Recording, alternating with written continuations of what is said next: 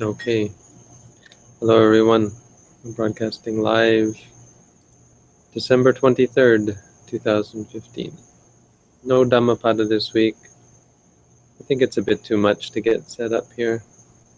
I did bring the camera, but it's Christmas and my brother's coming, and I think I'll wait until I get back to the bat cave. I'll just do regularly scheduled broadcast.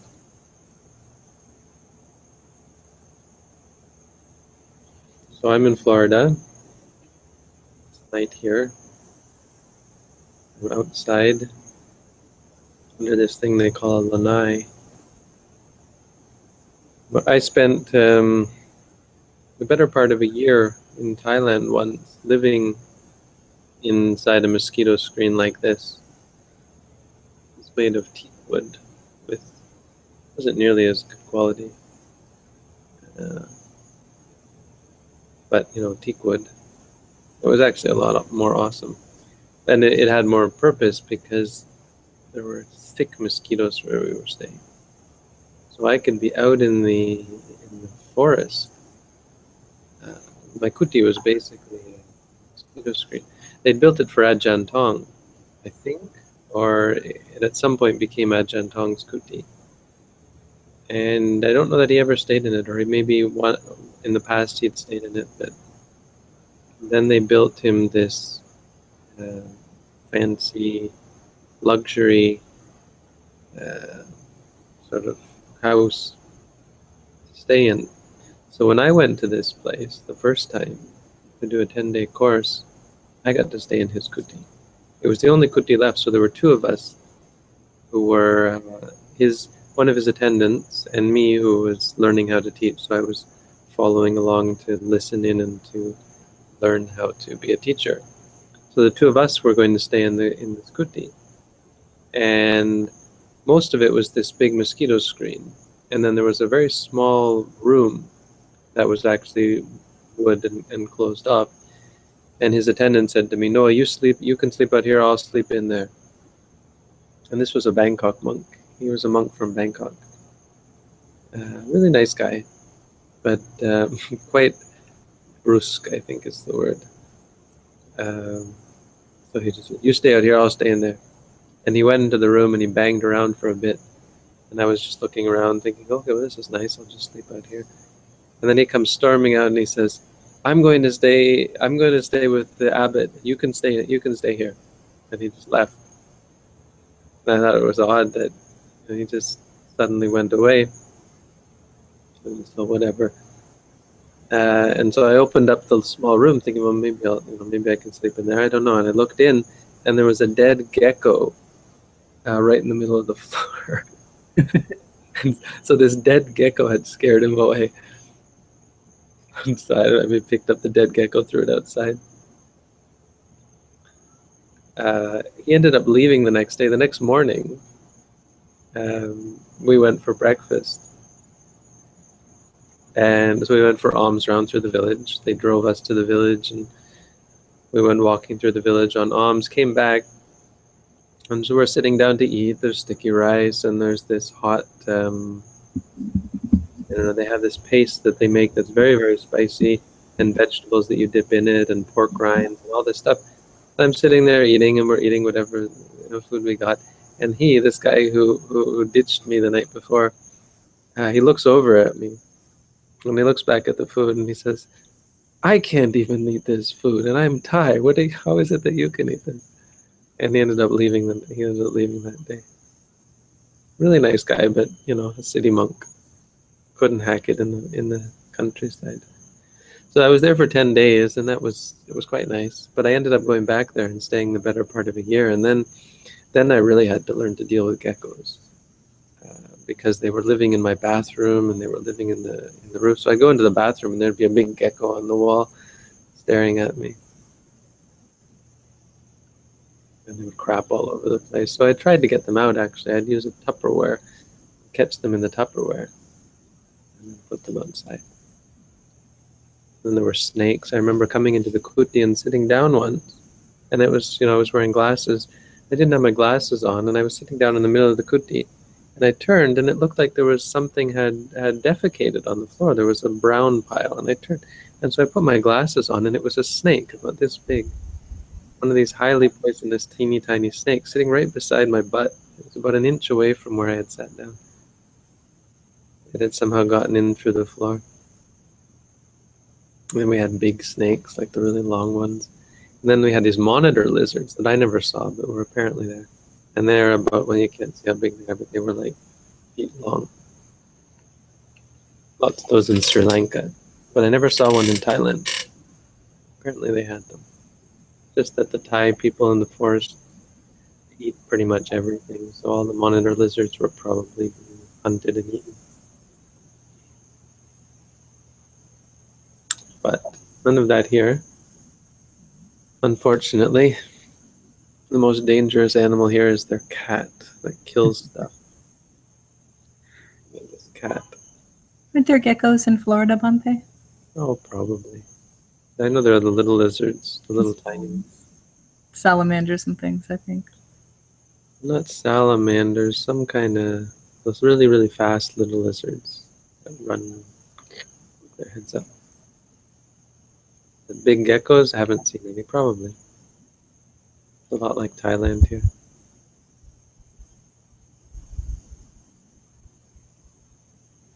So, it's my story of the day. Do you have any questions? We do have questions. Okay.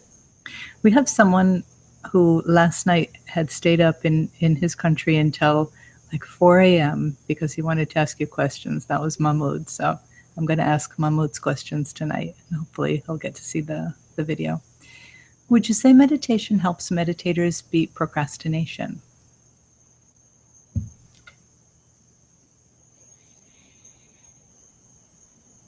It depends. I mean, generally, yeah. I mean, meditation helps with a lot of things. It helps you sort out a lot of your issues. It helps you clear your mind. But I think it can, in certain cases, lead to procrastinating or reassessing priorities, especially in the short term. It can lead you to have difficulty performing duties that seem meaningless. So in fact can lead to procrastination. I think in the long term you get your priorities straightened out, and those things that are duties, you see them just as duties, and you do them without letting your not letting any kind of aversion arise. Because you see, it's still aversion to be upset about doing useless things. A meditator should be able to do something that's useless without being upset about it. But you have this, you've taken out the desire to do it. So when there's no desire, you think, well, why am I doing this? And so eventually you come to the concept of a duty, of doing something just for doing it, and doing it as a meditation. So doing it as mindfully as you can. And it doesn't matter whether you're doing walking meditation or cooking meditation or construction meditation, whatever it is, it can be a meditation. Typing meditation, speaking meditation, it can all be meditation. But I think in the beginning that's difficult, and as a result makes it difficult sometimes to do certain things. I think procrastination is there. And I think you could argue that in the long term, it makes it really increasingly difficult to do the sorts of things that you're accustomed to doing. And this may lead to falling behind in your work and eventually just saying, I'm sorry, I can't do this. I can't bring myself to do it. But that's sort of the outlier. I'd say in general, it's absolutely going to help you, because why do we procrastinate? We procrastinate out of laziness. We procrastinate out of our addictions to entertainment and so on. We procrastinate out of aversion to hard work, aversion to pain, aversion to... Every light in the... Turned both bright lights on in there and left them both on. Come see everybody, Mom. Who are you talking to? I was the internet. Oh, sorry. Mom, say hello. Hi. Internet, this is my mom. Mom, this is the internet. I'm sorry, I didn't know he was in the I middle was of broadcasting something. in there. I forgot to turn it off. I just moved out here to see if it would work, and it All right, works. I'll let you go. That's my mom. Hi, Ruben. How are you? Want to see your Okay, how are brother? you? You want to see the internet? Come say hello. Hi. This is my younger brother, Ruben. Hi, how are you? Hi, good. How are you? You're the internet. Nice to meet you. There's more internet A small part of the in internet. the hangout. So, yeah, my mom just went to pick up my younger brother at the airport, and they just got back. So, yeah, yesterday we went to the children's home, and that's actually what it's called, the Children's Home Incorporated, and met with a guy named Adam, and he showed us around. We even got to go into one of the residences and kind of see the kids. I was kind of, I didn't want to get, I was kind of shy about it, thinking, oh, I don't want these people to be on display. It feels kind of weird, like having a tour like at a zoo or something, I was like, no, I don't need to see them. I was happy that we got to see them, but kind of the wrong circumstances, like as donors to just give and go. But I don't know. It was really nice to see them, and it was nice to just to get a feel of the good that we're doing. So there's that for sure. And Adam was, he said he actually looked up my videos on YouTube, and he watched a couple of them, and he said he was interested, and he was gonna, and maybe he's watching right now, I don't know. But they were really happy, and Sandamali and their group brought some baby stuff, because they actually take care of pregnant mothers. They have 5 now, I think. Pregnant teenagers, I think, or mothers, I'm not sure. Well, mothers anyway. And so they brought some baby stuff, baby wipes and stuff, and other things. All in all, it was really great. So, congratulations, everyone. Thank you, everyone, for taking part. It was a really neat thing.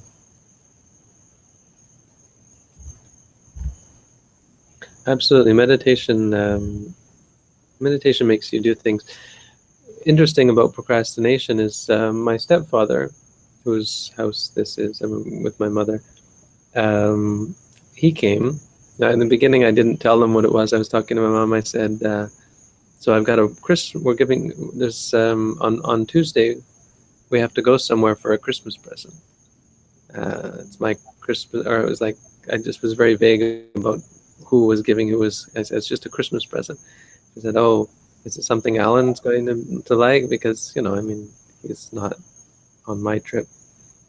Because she was like, "Is it going to be something Buddhist?" I said, "Oh, I'm sure he will." And I said, "Well, I'll just tell you." So I told her what it was. And I talked with him afterwards, and he said he's been trying to do this kind of thing for years with his family. Like every Christmas, his family and an American family get together and give gifts, and it's like, we've all got good jobs, but none of us need these things. We don't need more stuff. So, getting gifts for each other is kind of ridiculous. So they've tried many times with my mother as well to organize something like this. And so he was really happy about it. But like it's that kind of thing. Like we want to do good deeds, but do we ever get out and do them?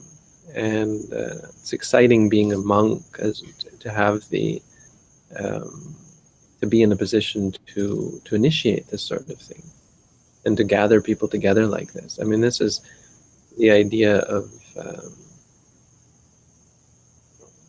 community and working together as an organization. It's really awesome. It's the kind of thing we couldn't do alone. So we often do feel powerless. What am I going to be able to do? Or how am I going to be able to succeed spiritually? And this is why organized religion is, of course, so enticing and dangerous, actually, because people go to religion not because of the views it espouses, but because it's organized and because it's powerful. And so often they end up with whatever views the religious organization espouses. Now, of course, we're lucky because our organization has right and perfect views, but that's just a coincidence. I mean, not exactly. It's not quite fair. But it can be dangerous. There is that hypnotic sort of pull of religion. But really in a good way. I mean, it's power. Power is the good, in a sense of good for the person. If you have whatever ambitions, it's good for those ambitions. You can accomplish more in a group, in an institution. So it's great to be in that kind of position. Now, that's not exactly talking about meditation, but meditation's a big part of that, because meditation clears your mind, and it frees you from the inertia, sometimes of just a fear, or powerlessness, or depression, so that you're actually able to accomplish things. You actually do get off your butt and, well, sit on your butt.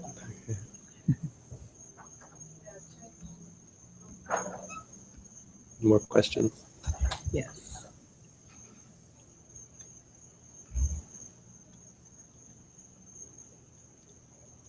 Sorry, I was so involved with listening, I forgot to look for the next one.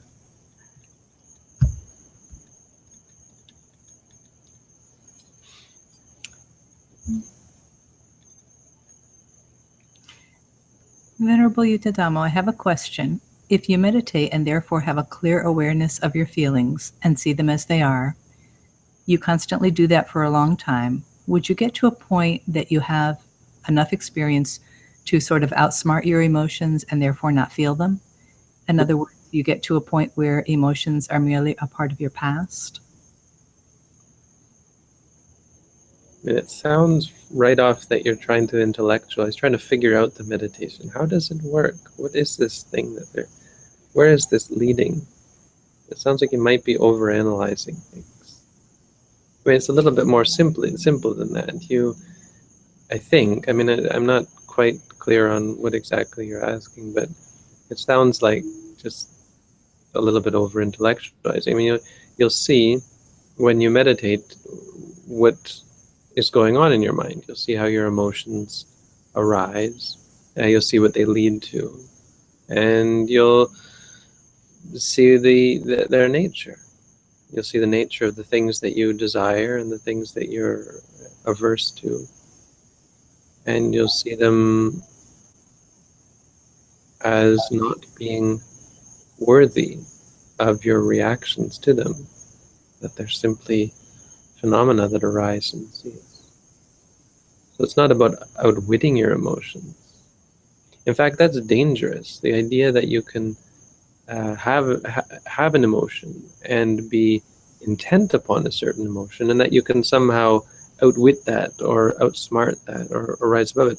That's not the case. That emotion has to change. I mean, if you like something or want something, or if you're averse to something, or if you hate something, then that's the issue. The issue is that is your desire. You can't avoid that. You can't go around it or somehow circumvent it. You have to deal with that. You have to change that. It's not about forcing or controlling or switching off. It's about changing your view so that you don't have that emotion, right? So something arises and you like it. Now, there's a reason why you like it. You like it because you think it's going to bring you happiness. You think there's something intrinsically good about that. You have a view or an idea or a conception, a notion that's artificial about that. And I mean, really, that's the key, is it's artificial. Because as you look closer, you start to see about everything in the world that there's no inherent desirability in that. I mean, there's nothing about the object that is desirable, that makes it desirable. We make this up. It's arbitrary, it's subjective, it's not related to the nature of the object. And we do this with things that we don't like. Something arises, you don't like it, there's a reason you don't like it. You don't like it because you believe that it's going to cause you suffering. You believe that it's bad, that it's going to have a negative effect on you. And as you are mindful, you start to see that no, that's actually not the case. This thing has no power to hurt you whatsoever. Pain that arises also has no power to cause you suffering. It's just pain. And as a result, you don't give rise to those emotions. You see that those emotions are useless, are unwarranted, are harmful, are the true source of suffering and stress. And you just give them up. You change your views, and your views therefore don't give rise or don't lead to those emotions. It's not about tricking. It's not about, there's no trick. There's no way to, there's no shortcut. You learn, you change, and you just don't want the things that right now you want. You just don't want them anymore. That's the way. There's only one way, and it's the hard way. It's the direct and the honest, systematic, methodical way. Thank you, Bhante. You're welcome. If one is free from suffering and unattached to anything, wouldn't that make worldly pursuits pointless? Well, what makes them pointful? Pointed? What's the opposite of pointless? Purposeful? Pointed, is pointed a word? Pointless, Yes. pointed, But it means something else. It means blunt. I don't suppose pointful is a word. No, it doesn't. Doesn't quite Having a point. that way. Yeah. They're pointless anyway, regardless of whether you meditate or not. Worldly pursuits have no point. Any point that they lead to is just one point in time, and life goes on after that. So you haven't accomplished anything permanent. Anything you've accomplished will eventually fade away. You'll wind up back where you started. We do. That's why we're here today. We wind up again back where we started, again and again and again. And so meditation just helps you realize that, helps you give up your ambitions. As you see that really it's just the same old, it's like a rat, a mouse on the wheel.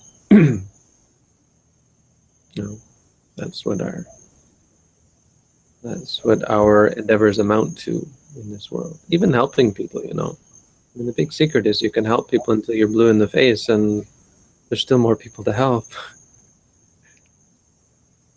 So helping people becomes not a means to, and not helping people isn't the end itself. It's more of a means. Helping people is about doing the right thing and spiritual development and being on the right path yourself. It's the right way to live. That's about the best thing you can say of it. Not that it's going to change the world. I'm going to change the world. What does that mean? There's always going to be more beings to help. Even after the universe explodes or collapses, it's going to start all over again. Eventually it will start all over again. There'll be more beings coming. It's all pointless in the end. It's like the book of Kings in the Bible, which is kind of a funny book because he says everything's pointless, therefore worship God. So it's a great book. It's just the conclusion is a bit weird. Because if it's all pointless, well, wouldn't you want to blame God and say, stupid God, what are you doing making this universe so pointless? But no, the world is pointless, life is pointless, therefore spend your time praising God. I don't know, not very impressive.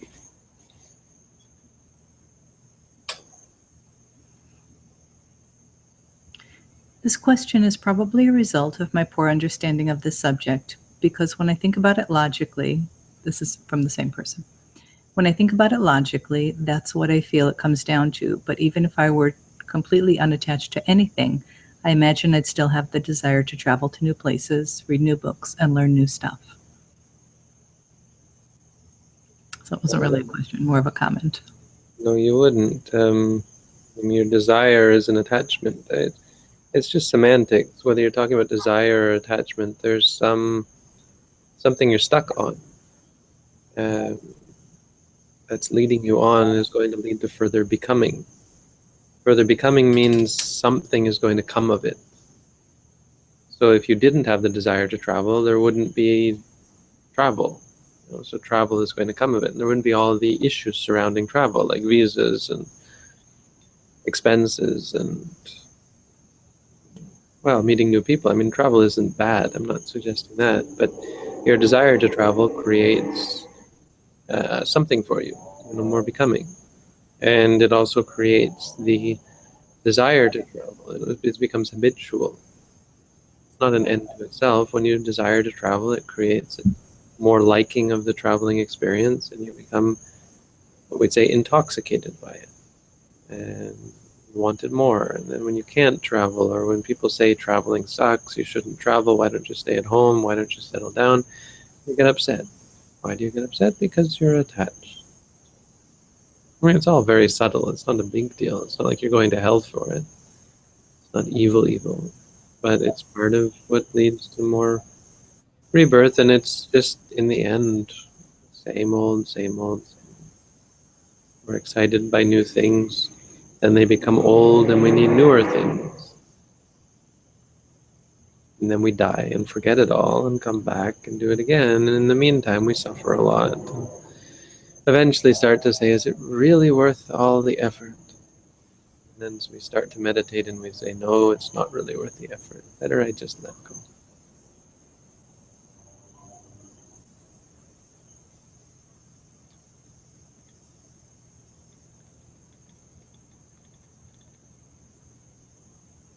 And that catches up all the questions for tonight. That's it. I've been away for over a week. I did 3 exams, and I think I got a 90, a 95, and a 99. Very nice. Yeah. So, made me think that I did learn stuff, especially in philosophy, which was surprising because I thought, oh, this is rubbish, this Western philosophy. But they really frame their arguments in an interesting way, and they're talking about a lot of the same things that they were talking about in India. They are talking about important topics, even from a meditative, from a Buddhist point of view. Most of them have it all wrong. In fact, all of them have most of it all wrong. But this is the kind of important argument that we have to be able to address. So, like the idea of free will, of desire,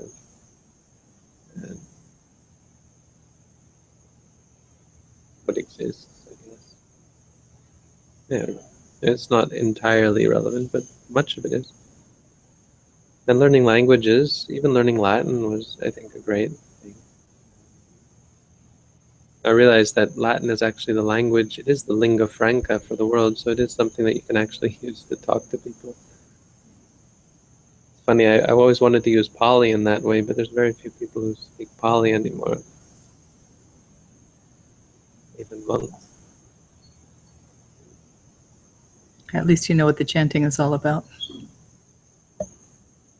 Chanting? Well, by knowing Pali, you know what the chanting is. You know what you're chanting. Unlike most of us. I can read the Tipitaka. Chanting isn't a big deal for me. But being able to read the text, that's awesome. So absolutely, there's nothing wrong with learning it, but that's why I'd like to be able to speak it with people, is it would keep me sharp and help me train it more. But no one who speaks it.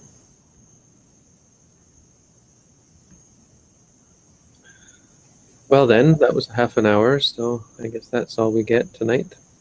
But if you have more questions, I'll try to be back every night.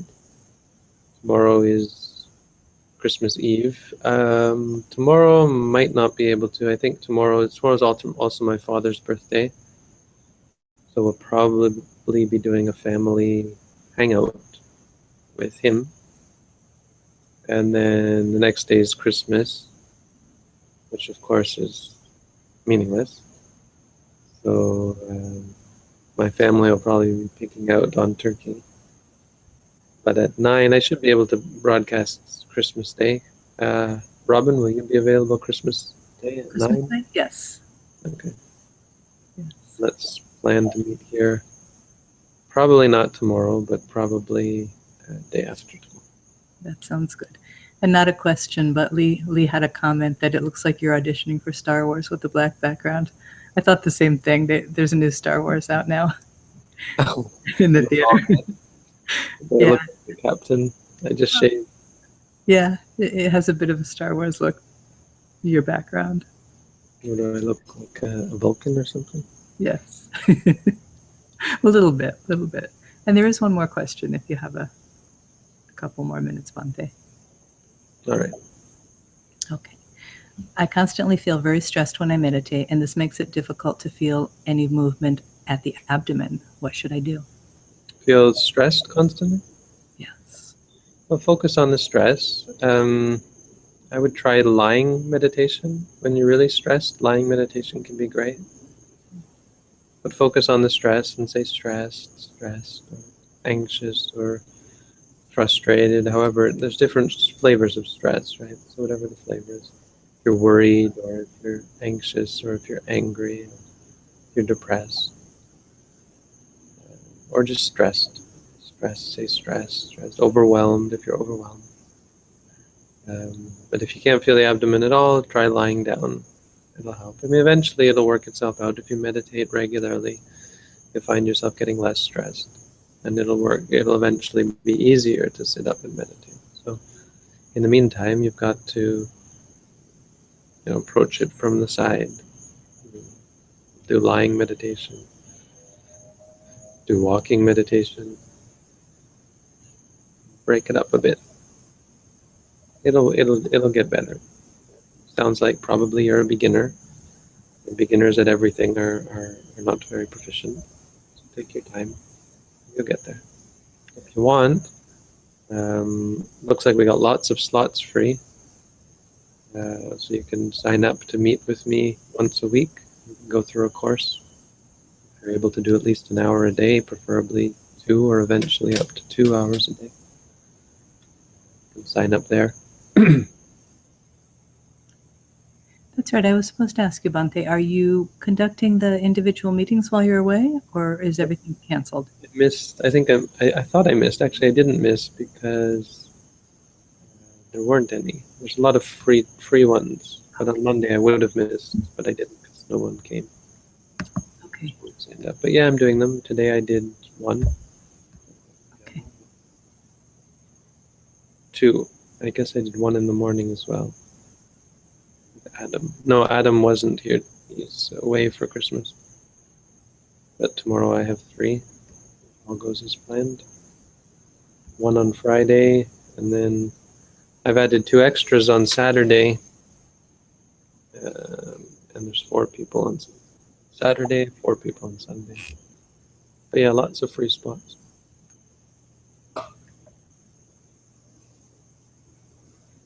Maybe I'll make a push. Maybe I'll do a YouTube video about that at some point. Let people know they can sign up for courses. Would be good. Okay. Thanks, Robin, for joining me. Thank Thanks you. everyone Bhante. for tuning in. Thank you. Have a good night. You See you too. on Christmas. Happy Christmas. Take care.